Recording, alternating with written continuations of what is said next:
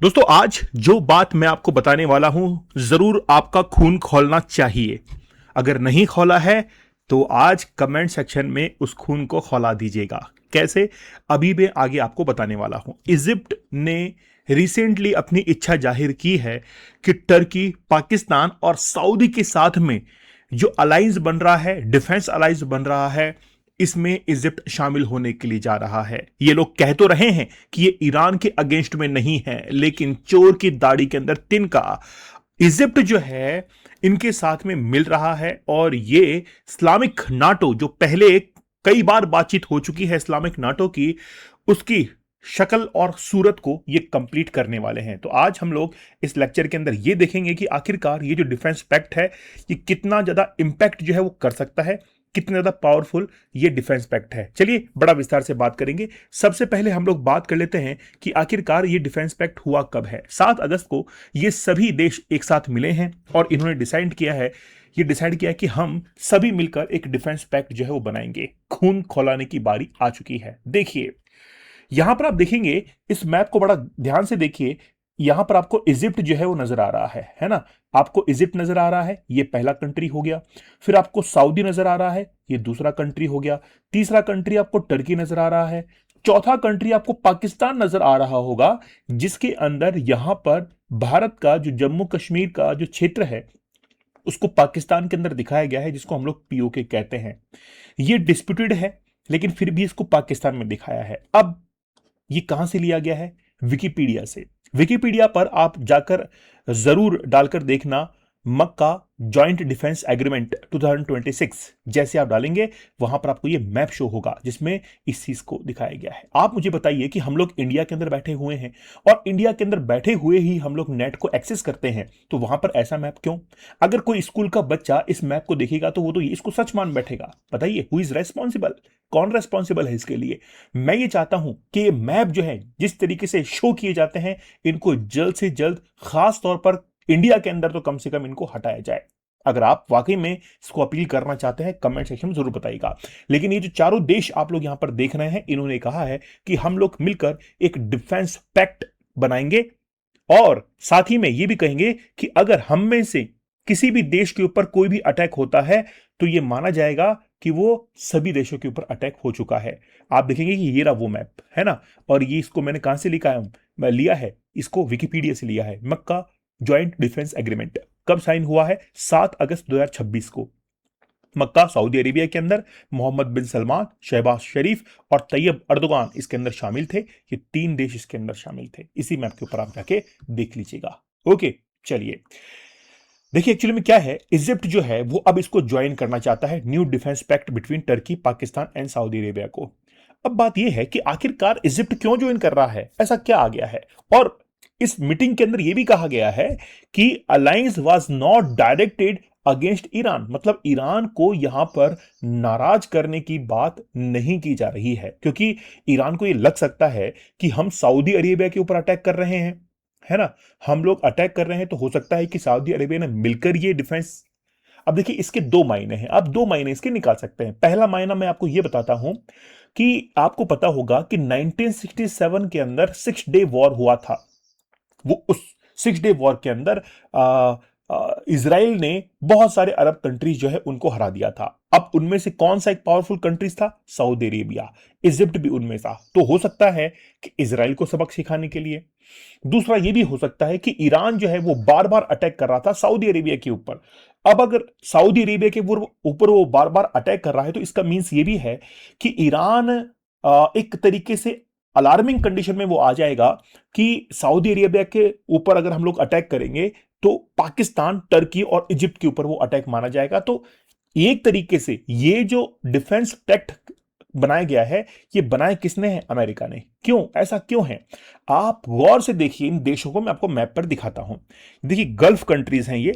एक ये इजिप्ट है, एक यहां पर सऊदी अरेबिया है, एक ये टर्की है जिसका आधा पोर्शन यूरोप के अंदर है और आधा एशिया के अंदर है। ये तीनों कंट्रीज, इनमें से कुछ जो देश हैं वो इजराइल के खिलाफ हैं, कुछ देश जो है वो ईरान के खिलाफ हैं।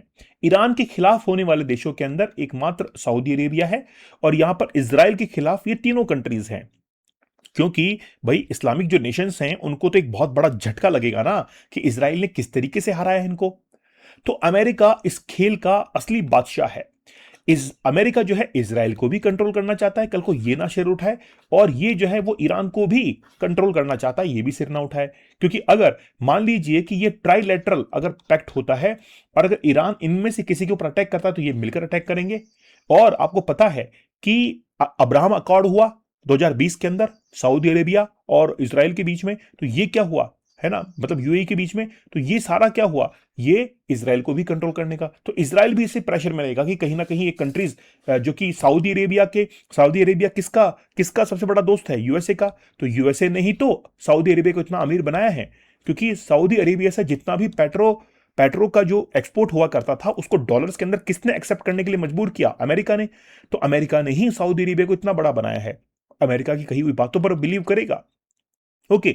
और सऊदी अरेबिया जैसा करेगा, मतलब ये मान के चलिए कि वो इजराइल से पुरानी दुश्मनी जो है उसको भी कंप्लीट कर सकता है और ईरान के ऊपर भी अटैक कर सकता है। तो इस तरीके से अमेरिका दोहरी रणनीति अपना रहा है। हो सकता है कि शायद इनको ये सब ना समझ में आ रहा हो, लेकिन इनको क्या करना है, इनका कहना यह है कि भाई हम जो है वो हम तो क्या बनाने के लिए जा रहे हैं, इस्लामिक नाटो बनाने के लिए जा रहे हैं, है ना। बेचारा पाकिस्तान क्या करे, सैंडविच की जैसे पिस रहा है इनके बीच में, करे तो क्या करे, है ना। अमेरिका की तरफ जाए तो ये गल्फ कंट्रीज नाराज हो। ईरान तो कहता है साफ कि पाकिस्तान के मीडिएशन से हम कभी भी इसको सॉल्व नहीं करेंगे। तो पाकिस्तान ना तो वो गल्फ कंट्रीज की तरफ प्रॉपर जा सकता है और ना ही वो अमेरिका की तरफ प्रॉपर जा सकता है। फंस गया है बेचारा, क्या करे वो, है ना। या फिर वो बलूचिस्तान की बलोच जो लोग हैं इनको वो कंप्लीट करे, उनको वो कवर करे, क्या करे आखिरकार।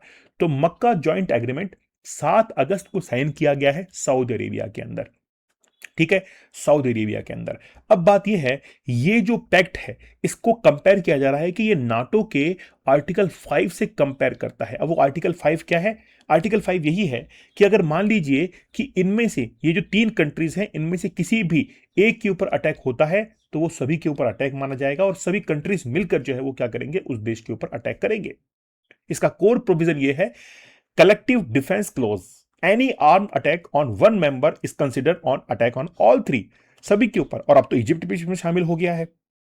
जिस समय इसराइल जिस समय इसराइल हमास के ऊपर अटैक कर रहा था और हमास के अंदर मतलब गाजा के अंदर हमास और वहां के रहने वाले लोगों को इजिप्ट हेल्प कर रहा था, तो इसराइल ने साफ तौर पर कह दिया था कि जो रफा बॉर्डर आपकी तरफ से खुली हुई है इसको हम लोग क्लोज कर चुके हैं, इजिप्ट कोई मदद ना करे। ऑलरेडी इसराइल और इजिप्ट तो वैसे ही आपस में दुश्मन हो चुके हैं और खास तौर पर दुश्मनी पुरानी है, 1967 की वॉर की है। एनहांस्ड डिफेंस कॉर्पोरेशन, तो आपस में मिलिट्री ट्रेनिंग है, जॉइंट एक्सरसाइज है, टेक्नोलॉजी ट्रांसफर है, इंटेलिजेंस शेयरिंग है, ये सब कुछ आपस में लेन देन करेंगे, डिटरेंस पोस्चर, है ना। अब रीजनल स्टेबिलिटी के लिए ये सभी लोग, जैसे यूएस इजराइल का जो टेंशन है ईरान के साथ में, वो सब जो है ये मेंटेन करेंगे, मतलब आपस में हर चीज को शेयर करेंगे। हो सकता है, ये भी हो सकता है कि ये सभी अलायंस मिलकर कल को यूएसए को भी साइड में कर सकते हैं, जैसे आज ईरान ने साइड में कर दिया। क्योंकि हो सकता है कि यूएसए कल को इनके ऊपर प्रेशर बनाने लगे और ये गल्फ कंट्री जो है आपस में ऑलरेडी एक पैक्ट के तहत जुड़ी हुई हों। नेगोशिएशन बिगेन आफ्टर अक्टूबर 2023, मतलब एक्चुअली में ये आज की बात नहीं है। जब 7 अक्टूबर 2023 को, है ना, अटैक हुआ था इसराइल के ऊपर, है ना, इसराइल के ऊपर अटैक हुआ था नोवा म्यूजिक फेस्टिवल, तब से ही ये लोग लगे हुए हैं कि हमको कुछ ना कुछ ऐसा एक कॉन्टेक्स्ट, एक ऐसा रिजल्ट निकालना पड़ेगा जिससे कि कोई भी देश हमारे ऊपर इस तरीके से अटैक ना कर सके, है ना। और खास तौर पर अभी जो ईरान का कॉन्फ्लिक्ट चल रहा है उसका तो है ही, क्योंकि जिस तरीके से ईरान ने, चाहे सऊदी अरेबिया हो, कतर हो, हर जगह जो है, जॉर्डन हो, वहां पर अटैक करना शुरू कर दिया है। Pakistan contributes a nuclear arm military, अब बाकी बचे हुए देश हैं जो हैं उनके पास तो न्यूक्लियर वेपन नहीं है। अब पाकिस्तान क्या करेगा, इनके साथ में न्यूक्लियर जो वेपन्स है उनको सप्लाई करेगा, है ना। सऊदी अरेबिया का दिल जीतेगा, टर्की का दिल जीतेगा, है ना। ऑलरेडी टर्की से कई सारे जो ड्रोन्स हैं वो कहां पर जाते हैं, सप्लाई होकर पाकिस्तान के अंदर जाते हैं। तो ऑलरेडी इनके बीच में डिफेंस पैक्ट है।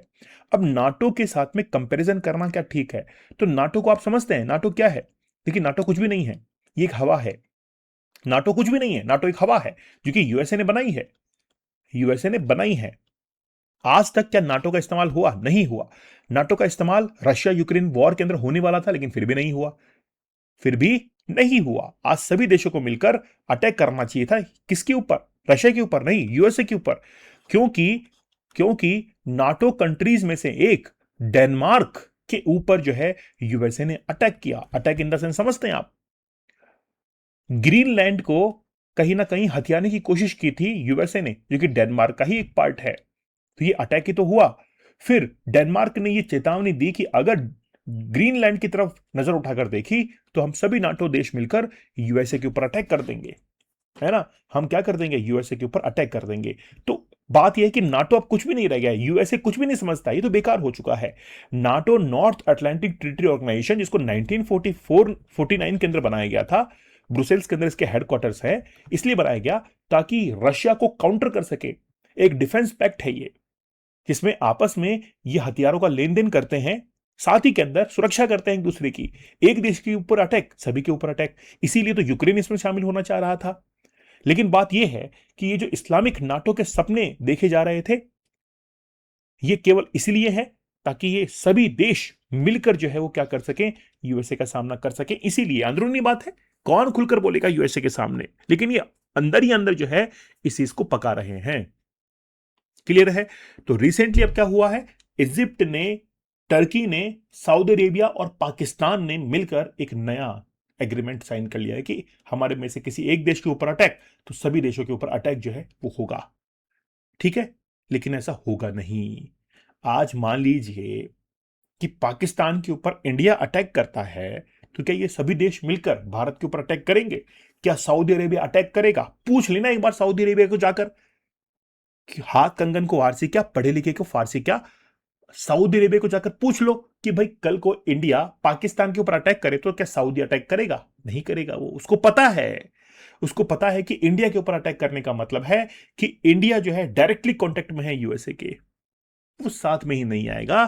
तो पूछकर देख लेना एक बार, है ना। हकीकत जो है वो जान लेनी चाहिए किसी भी इंसान को। ठीक है, चलिए दोस्तों, हमारा 50 डेज का हार्ड चैलेंज बड़ा जबरदस्त रहा है, काफी सक्सेसफुल रहा है। इससे पहले हमने 75 डेज का हार्ड चैलेंज, 100 डेज का हार्ड चैलेंज भी कंप्लीट किया है। दीपक इंदौर ऑफिशियल टेलीग्राम चैनल पर जरूर ज्वाइन कर लीजिएगा। तो मिलते हैं आप लोगों से नेक्स्ट सेशन के अंदर, तब तक धन्यवाद, थैंक यू, जय हिंद।